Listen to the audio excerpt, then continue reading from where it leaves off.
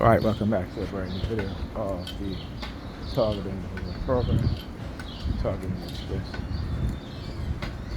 So, if you guys ever heard of Dr. Frances Cress Wilson, go watch her videos, and also Shahrazad Ali, and they both talk about the even Ayanna Van Zandt, and she talks about how that you cannot correct black women, and I understand why. Sister Shahrazad Ali said it best. She said that black men have always been under the microscope and have always been criticized for things that whether we did them or not, right? And black men are held accountable to things that we have not done. So whether we do them or not, we're still held accountable. But she said black women, on the other hand, is being used by the state. And so they've been coddling black women so that you can't even criticize them. And I'll give you guys an example. So earlier this morning, I was talking to Pam, and she was like, I said to her, you cannot keep taking advantage of a person's kindness, right? You cannot,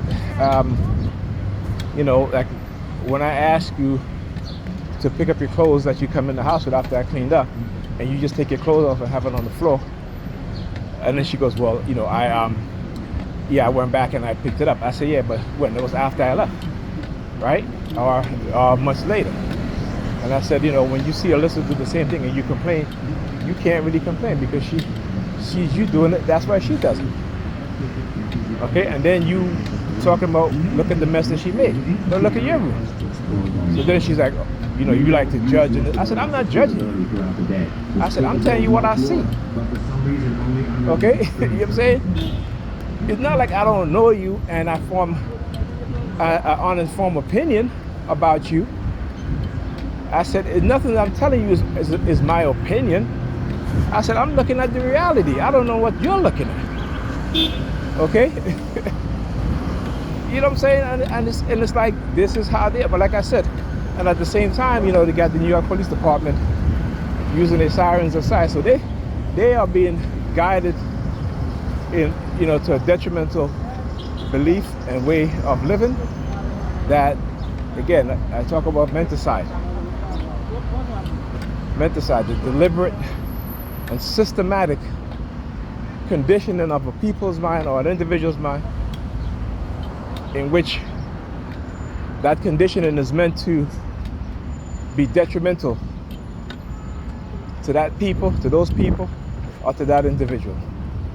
And we have yet to realize that. And menticide is nothing new. Bobby E. Wright spoke about it, but it's a word coined by famed psychologist Joss Malou in his book called The Rape of the Mind.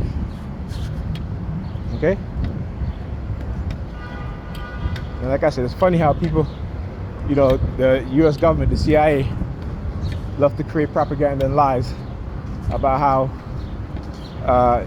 when a person is under mind control, that they cannot commit immoral acts, right? Which we know it's a lie.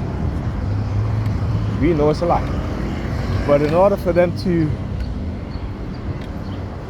get away with conditioning people negatively, creating what you call lone wolf, right? The mass murders you see is happening. The CIA is brainwashing, but not the CIA.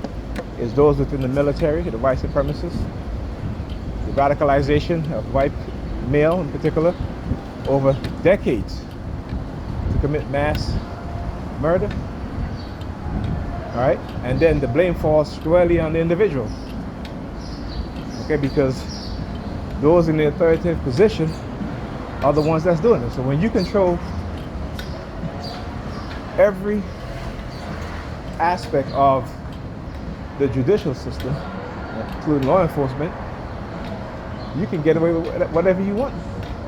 You can come in and say it's a matter of national security. Okay? And that's enough to let them, like I said, get away with a lot of shit that they do.